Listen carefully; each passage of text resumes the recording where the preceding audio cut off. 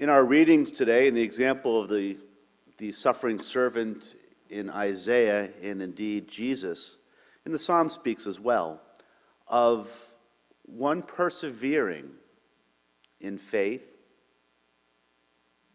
despite the struggles and despite injustice towards them, despite persecution.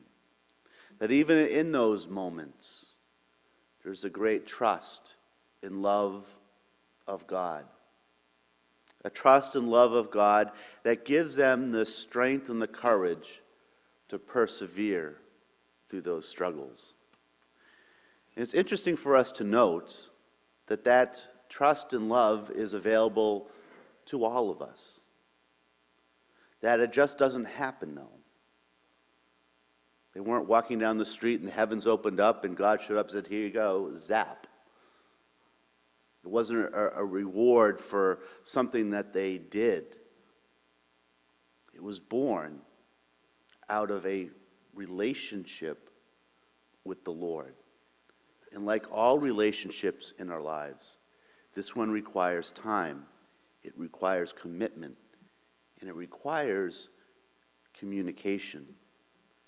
The first reading gives us the answer as to how the suffering servant, how our psalmist, and how Jesus built this faith and this trust. Morning after morning, says the prophet Isaiah, he opens my ear that I may hear. The life of the Christian needs to begin the day in prayer. And not just words, but connecting to the object of our love, the desires of our life. To tune ourselves into his voice, to be able to recognize his presence in others.